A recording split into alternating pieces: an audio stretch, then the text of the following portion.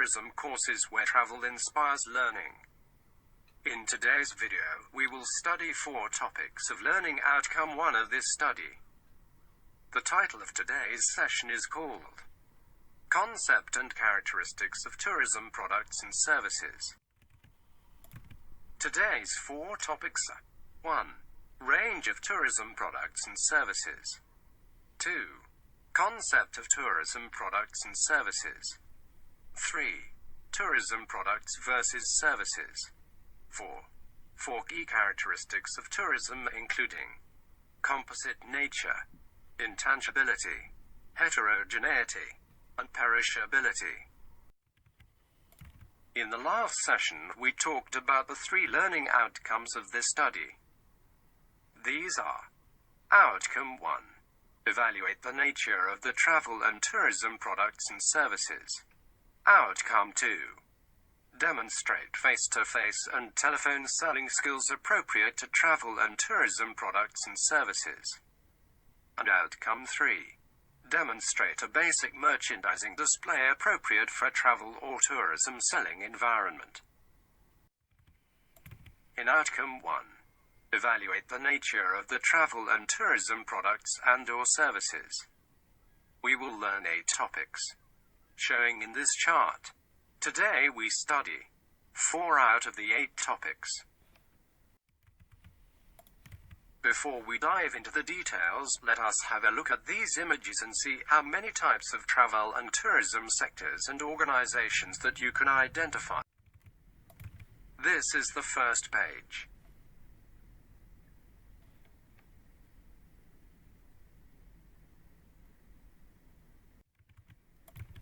This is the second page.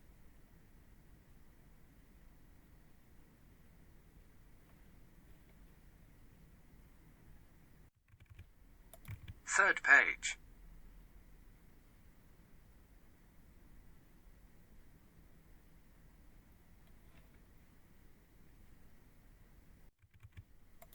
Fourth page.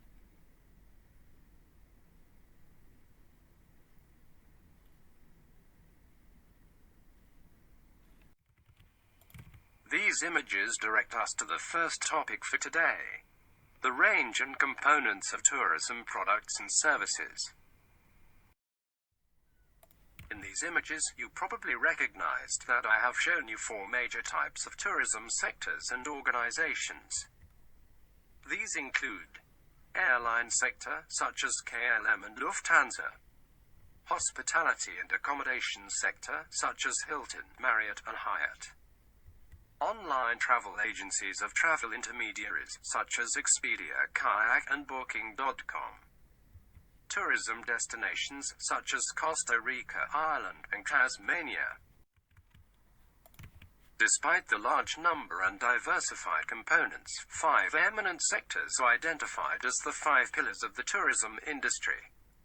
Within each pillar, there are many secondary constituents. First, the transportation industry, including railway, road, water, air, sea transport. Second, hotel and accommodation industry, including hotels and B&Bs. Third, recreation and entertainment industry, including tourist attractions, festivals and events, theme parks, and so on. Fourth, food and beverage services, including restaurants, cafes, catering services. Fifth, travel services and intermediary sectors, such as travel agents, tour operators, and OTAs. There are also public and volunteer organizations that provide research, education, and tourism management services. The ecosystem of the tourism industry is very complex. Numerous components are interconnected and integrated. They are also functionally interdependent, as each one provides only a part of the total sum of the benefits sought by tourists. From tourists originating markets to travel destinations, there are tourism intermediaries and transportations working in the middle connect the supply and demand. Tourists are able to travel around the globe. There are also ancillary services and local and public service providers that work in the middle of the supply chain to provide services and products for the industry. This figure gives a simple illustration of how the 5 pillars of the industry fit into the big picture. Here is a summary of the key terms in the figure. Ancillary services refer to organizations that do not have a direct role in travel and tourism but play a supporting role. Examples include travel insurance, foreign exchange, car, airport parking, and passport or visa services, etc. Tourism intermediaries are distribution agents that participate in a tourism product sales process from its creation until the time it is consumed. Most intermediaries are wholesalers, tour operators, booking centers, DMCs, destination management companies, and OTAs, online travel agencies. According to the World Tourism Organization, a tourism destination is a unique place where a visitor spends at least one night and exhibit tourism products such as attractions, support services, and tourism resources. The World Tourism Organization, WTO, differentiates the tourist destinations into several world blocks: the Americas, Europe, Africa, the Middle East, South Asia, East Asia, and the Pacific. The range of tourism and travel products and services can also be viewed using these dichotomies: tourist-oriented vs. residence-oriented. Tourism-oriented products created primarily for the tourists and also for the locals.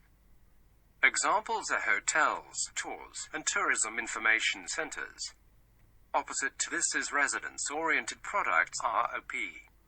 These are created mainly but not exclusively for the local residents staying at a particular tourist destination. Examples are local museums, shopping centers, local restaurants, cinema, etc.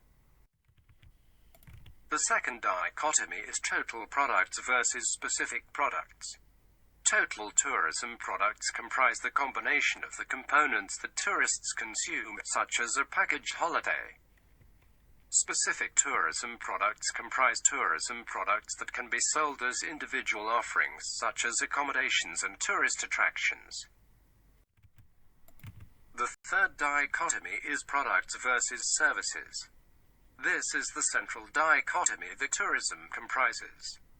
According to Kotler, a marketing expert, products are anything that can be offered to a market for attention, acquisition, use, or consumption that might satisfy a want or need. It includes physical objects, services, persons, places, organization, and ideas. Also, according to him, services are any activity or benefit that one party can offer to another that is essentially intangible and does not result in the ownership of anything. Its production may or may not be tied to a physical product. Here I have got another question for you. From these definitions, can you identify the key differences between tourism products and services?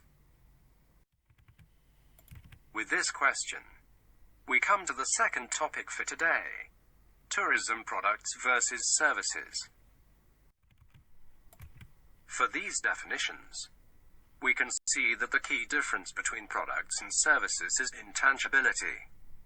Products are tangible. They can be touched and stored, consumed now or later. Products are also known as goods. For example, a restaurant meal. On the other hand, services are intangible. They cannot be touched or stored. They have to be consumed on site. An example of this is the customer services received during the meal. This table summarizes the key differences of the features between products and services. Along the spectrum between pure products such as meals and pure services such as advice received, there are some significant differences. Products are tangible, with no time criteria, easy to be measured and evaluated, have low customer involvement, low quality control problems, can have inventories, can be stored, seen, touched prior to purchasing, and can have ownership transferred. Services are intangible, with time criteria, hard to control the quality of them, evaluate or measure performance. Highly perishable, have high customer involvement, cannot have inventories touched but based highly on perception, experience, imagined benefit, and ownership cannot be transferred. To examine the key characteristics of tourism products and services further, we want to know the exact meaning of tourism products and services. This brings us to the third topic for today. Many have tried to define this concept, but one of the widely accepted definitions is from the United Nations World Tourism Organization, UNWTO. The United Nations agency responsible for the promotion of responsible, sustainable, and universally accessible tourism. A tourism product is a combination of tangible and intangible elements, such as natural, cultural, and man-made resources, attractions, facilities, services, and activities around a specific center of interest, which represents the core of the destination marketing mix, and creates an overall visitor experience including emotional aspects for the potential customers. A tourism product is priced and sold through distribution channels, and it has a life cycle. This is a long definition, but the key elements are identifiable. Tourism products are 1. Tangible and intangible, including both natural and cultural aspects. 2. Includes visitor experience as a part of the product, which is based on emotional aspects. 3. Market-oriented and can be priced and sold in the distribution channel. 4. Tourism products will go through a product life cycle. I will comment on these 4 points below one by one. Here are 4 examples of intangible tourism products and services, such as bookings, business brands such as Airbnb or Legoland, tourist experiences and memories, and tourism information and media. This is another example of intangible tourism products. UNESCO has categorized cultural heritage into tangible and intangible cultural heritage. Tangibles are paintings, visitor attractions, or castles. Intangibles are traditional performances, languages, skills, habits, and so on. 2. It is important to remember that tourists' emotions and previous life experiences are involved in their perception of the products. Customer experience is a memorable event in consumption. These perceptions will ultimately affect their views, the image of the product, the intention and willingness to buy, level of satisfaction, and the decision to spread the information. The following video illustrates how a group of youth think about when they hear intangible cultural heritage. Cultura, tradiciones, raíces y esencias. When I hear intangible cultural heritage, I think about skills, knowledge, customs, ideas. Culture, ancestry, and what came before. Definitely memory, flexibility, very creative. Family, identity, courage, strength, resilience, oneness. We talk about traditions, we talk about values, and we talk about things that connect to people, things that relate to us, things that we can look back as our heritage and as our culture. You have dancing and you have music, and it's always lively. So lively is definitely at the core of living heritage. 3.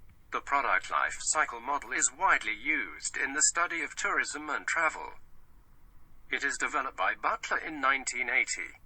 He states that tourism products or destinations evolve through 6 stages of development, such as seaside tourism in Spain. These are: 1. Exploration. The area remains unspoiled and tourist facilities are minimal. 2. Involvement. Additional facilities are provided. A tourist season will start. 3. Development. The area is acknowledged as a tourist destination. 4. Consolidation. The area retains its steady visitor numbers. 5.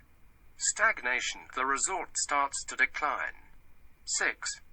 Finally, rejuvenation. The area may receive reinvestment and rejuvenate. Alternatively, decline. 4. Marketing mix is the mixture of the various marketing variables that a travel company uses to persuade the customers to buy its products and services. The marketing mix variables are also called the 4 Ps. They are products, prices, places, and promotion. We will talk about the marketing mix in detail in the next session. From the comparison and the definitions, we reach the final topic for today: the key characteristics of tourism products and services that make the industry complex but also exciting. In summary, these 4 key characteristics of tourism products and services are widely accepted by tourism practitioners and researchers. 1. Composite nature. 2. Heterogeneity. 3. Intangibility. And 4. Perishability. Characteristics 1. Composite nature. For the supply perspective, composite nature refers to tourism as a combination of activities, services, and sectors that delivers a travel experience to travelers. Tourism businesses or organizations are mostly independent but need to work together to offer a total product. For the traveler's perspective, tourism products and services are the sums of the physical, cultural, and psychological experiences received by tourists during traveling. Tourists require a total product. Characteristics 2. Intangibility. We have talked a lot about these characteristics today. In summary, this refers to that tourism products and services are difficult to store, returned, patented, measured, and maintained. They are made and delivered on spot. From a demand perspective, tourists cannot see or touch a service. Tourism is a subject image or memory in the mind. Depending on each tourist's socio-economic and psycho-demographic variables, as well as on his or her previous travel experiences. Motivation, conceptions, and expectations. Characteristics 3. Heterogeneity. Because of the complex nature of tourism and the need for authenticity and uniqueness, tourism products and services are generally non-standardized, not scalable. Same products, services cannot be consumed by everybody, everywhere, all the time. Quality and performance are hard to measure and inconsistent to different people. From demand perspective, tourism products and services delivered vary from one to another one. There is generally a high level of ambiguity in perceived quality of the products and customers' expectation and satisfaction. Characteristics 4. Perishability. For the supply perspective, a product, service perishes if unused, cannot be stored or resale. Has a limited time span, such as a hotel room or a flight seat. From a demand perspective, production and consumption take place when tourists are available. Tourist experiences cannot be reproduced exactly the same. Tourism products, services are highly restricted to time, space, place, and composition. The video below shows how hotel bookings are perishable. It has to be consumed once it is delivered to customers. If not, its value expires each day. To stay open, but the general manager says she's never seen anything like this before. This has been the hardest time I've ever experienced, honestly. We've been devastated. Normally this time of year, the hotel would be 90% full. Now it's less than halfway full. We lost over $500,000 worth of business in a single month immediately, like that, gone. So now they've had to furlough most of the staff and shut down a quarter of their rooms, turning off power to 4 floors. We are bleeding cash because we were losing business, but our expenses were still there. The hotel making adjustments, like sanitizing luggage carts in between use. Guests can only move one way through the dining area, and they're met with a plexiglass shield at check-in. Sacramento hotels recently thriving, ready to get back. We were rocking, we were busy, crazy. The city was vibrant. This problem citywide, according to Visit Sacramento. Occupancy in hotels last April was around 84%. Right now it's about 16%, so that's a big hit. This hurts locals too, not just tourists. Hotel tax pays for many of the city's big projects, like the Convention Center, Powerhouse Science Center, and Old Sacramento waterfront revitalization. You think about the people who stay in the hotels and everything that they patronize while they're in town.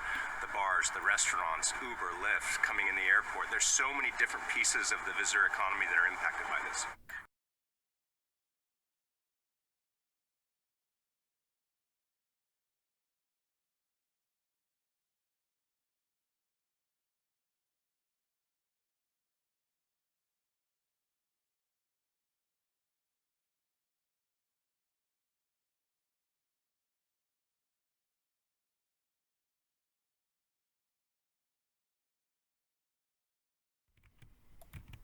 Finally, for today, I have got some homework for you.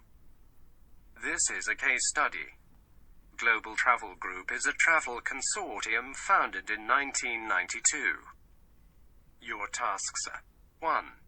To carry out some research on the company's website and make a list of all the different products and services offered by this company. 2. Identify what type of travel company it is. 3. Find out who its main customers are. And 4. What the main roles of the company are in the travel and tourism industry in relation to its customers and other travel sectors and organizations. You can email me the answers to this address. studytourismcourses@gmail.com. Today I have talked these 4 topics. 1. Range of tourism products and services. 2. Concept of tourism products and services. 3. Tourism products versus services. And 4. 4 key characteristics of tourism. In the next session, we will look at the 5th topic of Learning Outcome 1. Selling Dreams and Expectations. Thank you for listening. I hope you enjoy the lesson. Please do not forget to subscribe to their channel for more lessons to come.